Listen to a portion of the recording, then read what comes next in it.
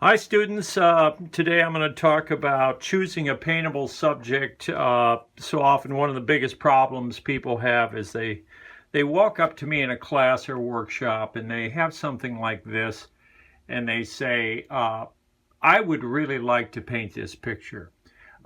This is my nieces, these are my nieces, they mean so much to me. And I'll say, have you painted before in watercolor? No, I haven't. So you've never tried watercolor? No, but I really want to try this. And I'm going, that's going to be impossible. Or same thing will happen in a workshop or a class. They show up, they've been to Venice, they love Venice, they took this wonderful picture, and they want to learn how to paint this in watercolor. Would I help them? And I'm saying that's going to be incredibly difficult to paint that because that's very, very complicated. How rare it is when I have a student in class to come up to me and walk up and they show me this photograph and they say, I would like to paint this in black and white. And I'll say, have you painted before in watercolor? And they say, no, I haven't. And I said, well, that's not going to be too difficult. Just trace it out. Don't try to draw it. Maybe trace it and then get your darks and lights. Just use black paint and you could do that quite easily. Or I could have someone who shows up in my class and they have this photograph and they say, I would like to paint this in black and white. And I say, have you painted before in watercolor? No, I haven't. And I say, great, that shouldn't be too difficult. I'll show you some basic techniques. Or if they show up here with a color one, and I'll say, have you painted before? No, I haven't. I say, why don't you try it first, find a black and white one, or they might show up with something like this. So one of the things I try to teach my students is how to choose a paintable subject. Now, what does that mean, a paintable subject? Well, if you know anything about music, if you're taking piano lessons and you want to learn how to play the piano, you start out with simple music, like this is Jingle Bells, very few notes. So Jingle Bells would be very much like showing up and wanting to paint this. Okay, very simple. That's the way you start in learning how to paint in watercolor. But again, to show up like this and say, I want to learn, would you teach me how to play this on the piano? And I say, have you played the piano before? No, I haven't, but I love this. This is Rachmaninoff. I'd really like to try it. And I'm saying that's going to be extremely difficult. It's going to take years to practice. And that's what's happening. When you want to walk up here and you want to paint this, that's like trying to play this on the piano right off the bat. It's impossible. It's not going to happen. We have to take our time and work. This is a language we're learning. It's an instrument we're learning. It takes a long time to learn how to do this. So let's start with a subject today that I'll show you how this works. Let's take this subject here. Now, this is what kind of a subject I give my beginning students.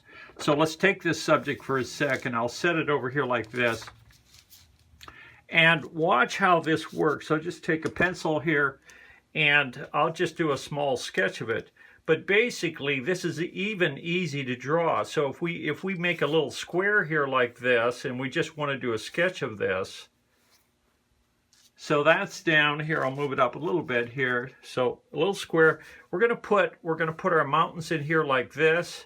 We're going to put our trees down here like this, and we don't even have to trace this. It's relatively easy. And we're going to go in here like that. And the mountains, generally speaking, we're going to take a brush like this. We can go into our palette. I have other lessons on how to mix your paint. This is a 1-inch flat brush. Get a little bit of paint here like this. I cover this, how to do this in my other lessons. And we're going to go in here like this. And we're going to come across the top here like this and move along like this. And we do a lighter wash and we come through here like this. And we put our stroke through here like that. Get rid of the paint. We got to get rid of this paint. So we clean the brush out, get rid of the paint. I'm showing you how you do this. You got to get rid of the paint. No paint. You got to dry it off in our sponge. And now before that dries, we go over the bottom of that. And that softens up that edge. Let's leave this one for a minute so I don't have to dry it. Let's go over here and take a look at this. Now this is a good subject to try to paint. This is a little difficult, but if you show up with this subject and you want to paint this is not that hard to paint. My beginning students do this. First of all, we need a very accurate drawing. So what I have here is I've traced this out. so you can see my tracing here. You need a very accurate drawing. If you try to draw this freehand and you don't have it properly drawn, you're going to have a hard time. So I come in here with the eyeball now, and I'm using a small brush. Get some dark paint. The brush isn't very wet. We're going to come in here like this, and let's start out, go very slow and carefully and paint around the shapes. Like this needs to be, that little eyelid there is kind of light. We take our time, and we're simply going to fill in the darks here, and this is how this works. That comes in here like that. You fill that in. We're going to come in here and darken this shape. This shape needs to go dark here like that. And I'm doing this a little bit quick, but you could go slow in this kind of a subject. And so often I'm asked, where could you get this handout? You want to paint the same picture? And the answer is no, no, no. Don't try to use my handout or copy this. Your job is to try to find a photograph that is as easy to paint as this, and then you create your own project. Don't try to copy this and use this, because our job is, if we can't find a photograph like this that we want to paint that is easy to paint, we've already failed. We will not be able to get better because we're depending on somebody to give us our photographs, and that's not going to work. We're going to go in here like this, darken that in here like this. We come in like this here, and we're going to get a little bit darker here. One eye is just about done. We're going to get darker right in through here like this. And get a little bit darker right here around the bottom of the eyeball, like here like this.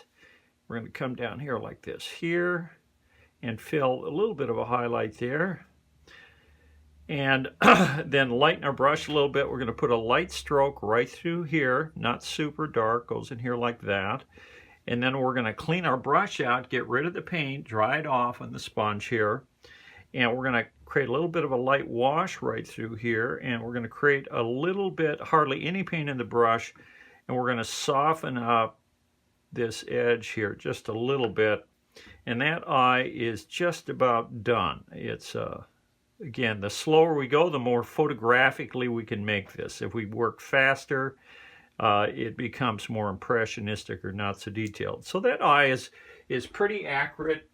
I'm going to grab a little bit of white paint here. I use that to fix stuff up. I lost the highlight here, so we can go in here and take a little bit of white paint. Got a little bit of white paint, and I lost this highlight, so I use some white paint. I'll get the highlight right back there, so I got the highlight back. Let's go down here to the nose. So here's the nose over here. The same thing. This is very easy to paint. We have to have an accurate drawing though, and we're going to come through here like this. We come through here like this. We fill this in. Watercolor is just as easy to learn as it is to learn how to write the alphabet or learn how to read and write. Everybody can learn how to paint something and make it look the way it looks. You know, when we learn how to make an A, we have to copy very carefully the A that our teacher gives us, and we try to copy that shape. That's exactly what we're doing here. We just very carefully and slowly we go in here, and so there's the nose. That didn't take long. Why? Because the portrait's hard to paint? No, it isn't. But certain portraits or photographs we bring will be very difficult to paint. Now let's go down here and do the mouth. This is going to come through here like this. The edges of the mouth, very careful. Very important. We just follow this, go along here like this, fill that in, just like holding a pencil. This isn't any more difficult to paint this mouth than to make imagine being a first grader or a second grader and trying to make a W or something like that. This isn't any more difficult than making a letter if you're learning the alphabet. Clean your brush out. The upper part of her mouth gets lighter, so we get rid of the paint. Let's do that there like that. That's all there is to the upper lip. Again, painting anything can be very easy if our subject is not too hard to paint. But the big mistake, I teach all over the country, and everyone seems to want to show up with an incredibly difficult, complicated subject, and then even if I say that's going to be hard to paint, their answer is, well, could you show me how? They never back off. Boy, they want me to show them how to paint this incredibly difficult subject because the subject means so much to them. So you can see how easy that is to make, to get this girl to come to life. Let's move this over here a little bit like this here. Let me fold this over a little bit and get this a little out of the way. Let's do the other side of her face here. So we have that much done. Let's get the other eyeball done. And moving a little quickly here, we're going to come in here like this and paint around this highlight. This is a number 6 round, just a decent, you only need like a $5 brush. It needs to have a good point. If it doesn't have a good point, or if the point is all frazzled, then we're going to have a hard time doing this correctly. So that you could use a synthetic brush, whatever you want. We're going to come in here and fill this in here like this and come down, and then this goes right through here. It fits in there like that. And then this goes in here like this here. We just fill it in. There's nothing. My 8th graders do this subject, by the way, and they do a great job of it. So again, this is very easy to paint type of a subject. And it makes a nice painting, even though it's very simple. This time I'm trying to paint around the highlight. So there's my highlight, and then I'm going to come down, paint along the edge here. I trace this out. I could have drawn it freehand. I know how to draw, but if you're learning how to, just like when you make the letter A the first time, a lot of us had a dotted pattern we would follow, and we'd follow the dots, connect the dots, and we'd make our first A or our first B. And that's why I encourage my beginners to trace, because it's too hard to just start right off the bat and draw a face like this unless you spend years and years practicing. And most of my students do this as a hobby. They don't have time to spend 1,000 hours learning how to draw. So that eye is pretty much done. So you can see there already how much we've already captured the truth of who she is, and not very much time at all. Let's set this aside for a minute and go back to this one here. Again, this is like the portrait. We aren't painting so much a portrait. What we are doing is learning how to choose a paintable subject and then paint what we see. So this is dried. We're going to go a little darker now for the next mountain. And this is going to get darker here. We're going to come down here like this. The mountain dips a little bit using the 1-inch flat here. I could use a little one if I wanted to, but little brush. But go here like this. And then that gets lighter. We got to get rid of this paint. My other lessons talk about this. We get rid of that paint. With no paint on the brush, we go over this edge. There's no paint on the brush, and the brush overlaps the edge between the dark stroke and the light bottom. Okay, and we got to get rid of the water. My other lessons talk about that. Dry the brush off, get rid of the water, and we go over that edge again, and there's no paint, and that softens that edge. One of the hardest techniques in watercolor. We can bring this down a little bit more here like this. Now we clean the brush out, get rid of the water, and we're going to go over that edge like that. And so we have the mountains done. Okay. Now we're going to set this aside. Let's go back to the girl here. And again, now with her hair, we can do the difficult parts with the small brush if I want. So if I want to go in here and do the tougher parts here with the small brush, I can do this. This is her hair, comes through here like this here. And then we can do these small lines with the small brush here like this here. And come in here like this, and we can just, that's the hair. A lot of people want to know how to paint hair. Hair is easy to paint if your photograph looks like this, but if your hair looks like this, and you want to paint that hair, this is a completely different story. This again is like trying to play that. So, but this, painting this hair, is like trying to play that, okay? So the point is, let's learn to choose subjects that aren't too difficult. And that will we will enjoy painting so much more if we learn how to do this. We're going to come down here, use our small brush. We can throw a few little hairs in here like this. We flick out here like this, come down here like this. So I'm just doing the detail here. I'm going to paint around the highlight here. I'm just painting what I see. I'm not making stuff up. My head is always going back and forth looking at the picture. It's going to come down here like this. And I can paint around a couple of hairs here like this. There's a few little hairs down through here. And there's some, that's the detailed part. I can come down here to the bottom of the, look at her hair down here. This is kind of tricky. It's hard to do this kind of a hair with a big brush. So just like using a pen, you're like crossing a T. You just put a few strokes in here like that for those types of hairs. A few coming out here, a little bit coming out like that. Over here, we use this small brush. Slide your hand, rest it on the table, come in here like this here. We can come down here along her neck like this here. I haven't put her shadow in here, and let's do that. Shadow under her chin gets a little bit darker right here. And then I want to show you the technique of softening this edge. We already showed you on the mountains. Now we're going to do down here. So the way we soften that edge, I'll get to that in a second. Well, we might as well do it now. I'm going to clean this brush out. I'm going over the water, cleaning it out. And I'm hitting the sponge here. And so I dry the sponge out. Now on the chin here, the brush has no paint in it. It has very little water. And I'm going to go over, the brush is halfway on the dark, halfway on the clean paper, and it goes right along the edge of that, like that, okay? And what that does, that softens that sharp line. But it picked up paint. Let's clean it out again, dry it off again, get rid of the paint. Now, where's the brush land? The brush does not land on the dark. That's bad news. The brush lands out here in the light area and barely touches the dark, and we stroke it kind of like we're petting our cat. We go back and forth and pet it, and don't go into that dark or your brush will get dirty, and that softens up her chin. You can see there a little bit more how I have softened that chin.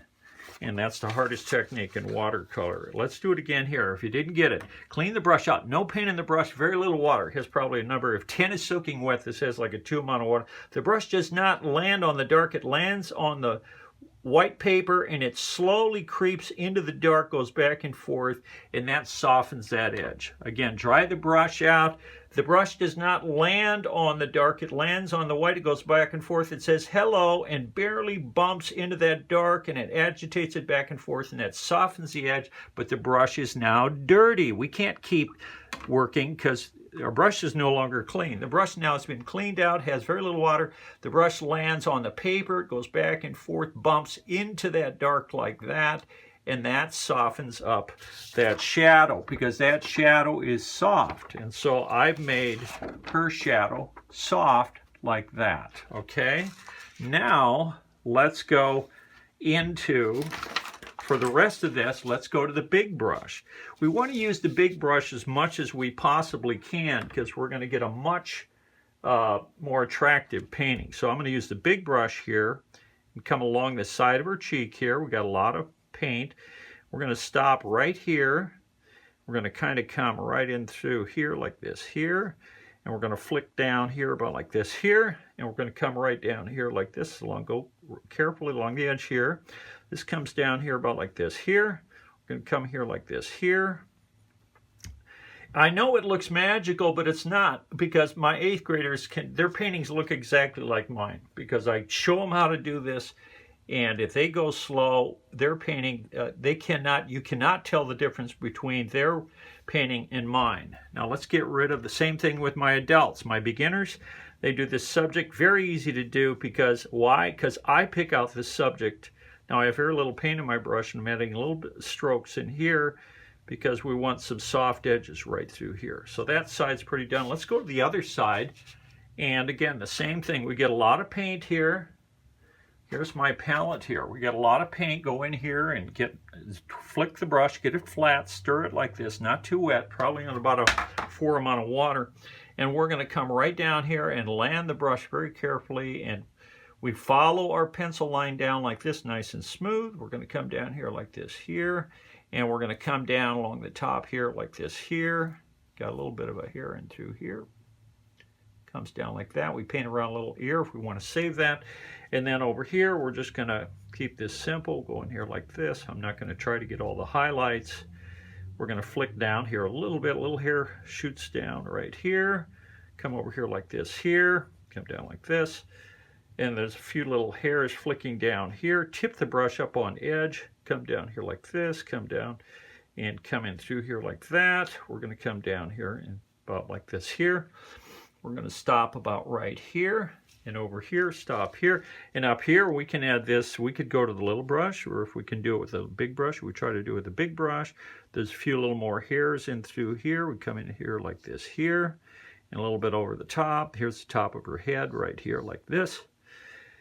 And we're going to come probably about down here like this. We flick on down like this. A little bit of a hair in through here like this here. And that's pretty much it. It gets a little bit darker right through here.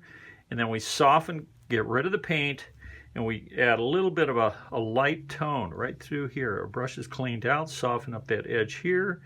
And we need to put some paint right through. Didn't finish this up. We got to put, this is important here. We got to get this down here like that. And again, if I wanted to, I'm going to go to my white paint. I covered up some white. I got a lot of gooey, thick white paint here. You can see it on my brush. See that white there? And I can come in. It would be, ideally, that should be dry. It's still wet, but we'll come in here, even though it's wet, and we'll put a stroke in there. So I can add a stroke of color in there. Not color, but some white right there. So that is pretty much done. And cover that up a little bit, and need a little bit. This isn't quite done here. Me getting picky now. Okay. So that is pretty much what my students do. And we could work on a little bit more, but you can see here, you look at that here, pretty powerful subject makes a good painting. Why? Because the subject photo is good. And the subject photo is not too hard to paint. So that's that. Let's finish up. Let's go back to this here. We're going to go back to this here and grab this here. And again, this is again a beginning type subject. We grab the big brush. We could use the small brush if we wanted to. We could come in here and get really detailed and come in here and do tiny little trees and go really slow and dry our brush out and put one tree in at a time. So we can go slow. That leads to a more detailed painting. So if I come in here very slowly and just add tiny little details, I can do that. It gives a more detailed painting. Or if I'm outside sketching and I want to do a quick sketch, then the bigger the brush we move to, the more impressionistic or not so realistic our painting becomes. So we're going to come in here, and we can come in here just like this here. This is really quick. Again, I didn't even trace this out. Now I can flick the big brush up here, and I can flick, the brush has very little water. I can flick the brush out here like this and go out like that. But again, the key thing is nice soft paint. It's not hard pan paint. It's nice and soft and fresh out of the tube. And there's our there's one of our trees. We come straight across here like this, and we can add a few more trees in through here like this, and we throw a few little, this is a good beginning type subject. We come across here like this. You have a few small trees down here like this, and again, give little arms coming out of the edge there like that. We flick out, and then the trees, trees go all the way over here, and then they get smaller and shorter through here. Again, I could go very slow. You pick the speed that you're most comfortable with. If you like looser, more expressive, impressionistic paintings, use a bigger brush, paint faster. But if you like super detailed paintings, get a little brush and paint very realistic. It's just like, do you prefer a novel more than a poem, or you prefer a poem more than a novel? The fewer words we use, the fewer strokes we use, the more we're painting like a poem. This is more like a poem with very few little strokes. And but if I did this same painting and spent 30 hours on it and did it large, this could end up being a pretty large, pretty detailed painting. So there's that painting, and there's this photograph. And again, that's what we're trying to learn here. This is extremely difficult. This is so much easier. That's the lesson for today. Thank you.